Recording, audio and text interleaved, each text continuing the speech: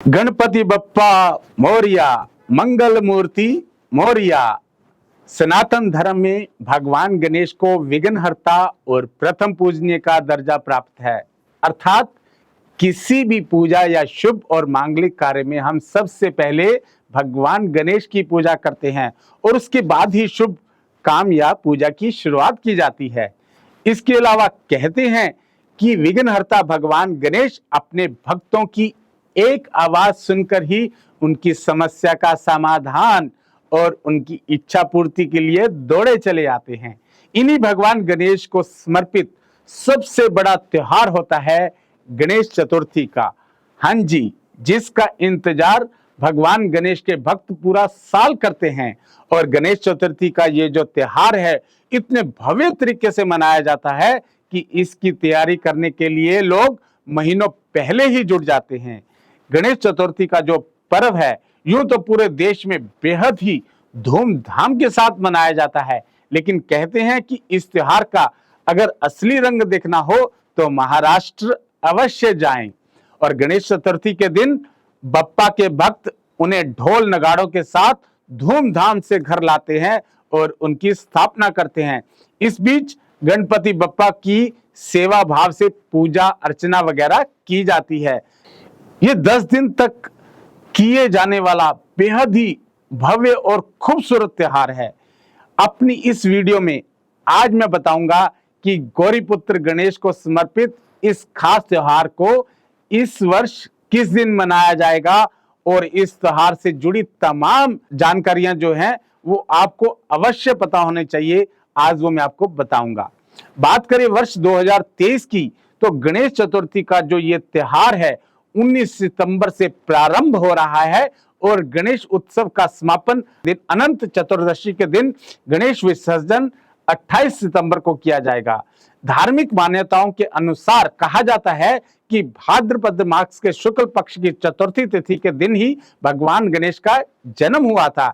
ऐसे में गणेश चतुर्थी के दिन बप्पा के जो भक्त हैं उन्हें ढोल नगाड़ों के साथ धूमधाम से बप्पा की मूर्तियां अपने घरों अपने मोहल्ले पर स्थापित करते हैं। 10 दिन तक इनकी विधि विधान से पूजा अर्चना की जाती है और आखिरी दिन गणेश विसर्जन के साथ बप्पा की जो है विदाई की जाती है। अब लगे हाथ गणेश जी की पूजा का जो मुहूर्त जान लीजिए। भाद्रपद मास की शुक्ल पक्ष की चतुर्थी की तिथि जो है 18 सितंबर को दोपहर 12:39 पर शुरू होगी और 19 सितंबर को दोपहर 1:43 तक रहेगी। ऐसे में ये गणेश चतुर्थी का पर्व 19 सितंबर को ही मनाया जाएगा। 19 सितंबर को गणपति जी की स्थापना का शुभ मुहूर्त जो है मध्याह्न मुहूर्त 10:50 से लेकर 12:52 तक रहेगा। अति शुभ मुहूर्त 12:52 से 2:26 तक रहेगा। गणेश पूजन के लिए मध्याह्न मुहूर्त जो है 11:01 से दोपहर 1:28 तक, यानी कि अवधि रहेगी 2 घंटे 26 मिनट। अब मैं आपको बता दूं कि गणपति जी की स्थापना और पूजा कैसे करनी है, नोट कर लें। गणेश चतुर्थी के दिन सुबह जल्दी उठकर स्नान करें, साफ कपड़े पहने, घर के मंदिर को साफ करें और बप्पा के आगमन के लिए घर को सजाएं।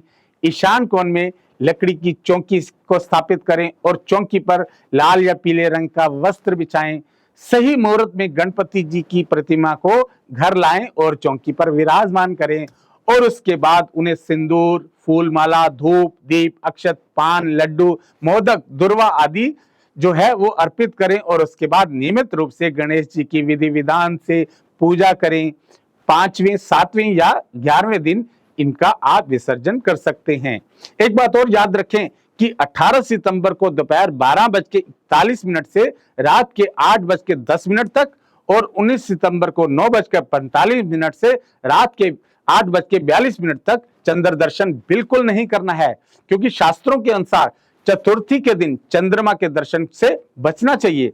अगर चंद्रमा को देख लिया तो झूठा कलंक लग सकता है। ठीक उसी तरह से जिस तरह से भगवान श्री कृष्ण को स्वयं मंतक मणि चुराने का जो लगा था। कहा जाता है कि अगर किसी व्यक्ति ने भूलवश चंद्र दर्शन कर लिया तो कृष्ण स्वयं मंतक को पढ़ने से या सुनने से भगवान गणेश उन्हें क्षमा कर देते हैं।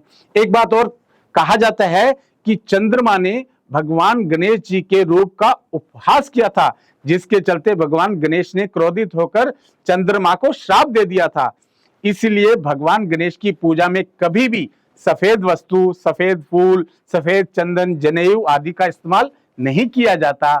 आप भी इस बात को का विशेष ध्यान रखें और इनकी पूजा को सार्थक करें। हिंदू धर्म में भगवान गणेश को समृद्धि, बुद्धि का देवता माना जाता है। ऐसे में कहते हैं कि जो कोई भी भक्त विधि विधान और श्रद्धा के साथ भगवान गणेश की पूजा करता है और विशेष तौर पर गणेश चतुर्थी के दौरान उनकी पूजा करते हैं, अब उनके घर में सब तरह का जो है मंगल होता है। किसी भी काम में जो है आ रही बाधाएं जो है वो दूर हो जाती हैं और सभी मनोकामनाएं पूरी होती हैं। घर परिवार में समृद्धि और सुख का वास होता है और जातकों की जो बुद्धि है वो प्रखर बनती है। और इसके अलावा जो कोई भी भक्त भगवान गणेश जी की पूजा करते हैं, उनके जीवन में कभी भी किसी भी चीज की कमी नहीं होती। विघ्नहर्ता भगवान गणेश की पूजा करने से जीवन के सभी तरह के जो कष्ट और परेशानियां हैं वो दूर हो जाती हैं। अब मैं आपको बता दूं कि आखिर गणेश चतुर्थी पर ही क्यों जो है गणपति जी की मूर्ति की स्थापना की जाती है। पुराणों के अनुसार गणेश चतुर्थी के दिन भगवान शंकर और पार्वती माता के पुत्र गणपति जी का जन्म उत्सव मनाया जाता है।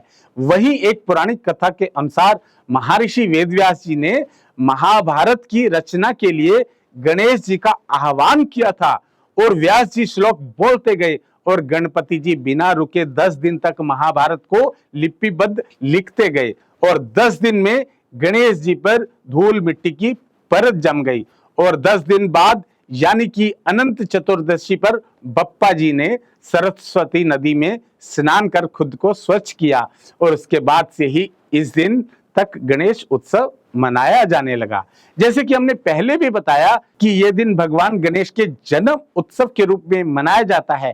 इस दौरान लोग अपने घरों, मंदिरों और इत्यादि जगहों पर भगवान गणेश की मूर्ति और प्रतिमा लाकर बड़े ही धूमधाम के साथ इस पर्व को मनाते हैं। कहा जाता है कि भगवान गणेश को अपने घर लाने, उनकी पूजा अर्चना करने से व्यक्ति को जीवन में सफलता और समृद्धि मिलती है। ऐसे में जो कोई भी व्यक्ति सच्ची श्रद्धा के साथ गणेश चतुर्थी पर अपने घर में बप्पा की मूर्ति लेकर आता है, उन्हें दोनों समय सुबह और शाम भोग अर्पित करता है, उनकी पूजा पाठ करता है और नियमों का पालन करते हैं, उनके घर में सुख समृद्धि हमेशा बनी रहती है। हालांकि वास्तु शास्त्र के अनुसार कुछ ऐसे नियम बताए गए हैं जिनका पालन करना अनिवार्य होता है, अन्यथा गणेश चतुर्थी का उचित फल जो है व्यक्ति को प्राप्त नहीं होता। जो गणपति जी की प्रतिमा है उनका मुख जो है मुख्य द्वार की तरफ होना चाहिए। जो है कहा जाता है कि इससे घर में सुख शांति और समृद्धि हमेशा बनी रहती है। हम उम्मीद करते हैं कि ये जानकारी आपके लिए बेहद ही उपयोगी साबित होगी।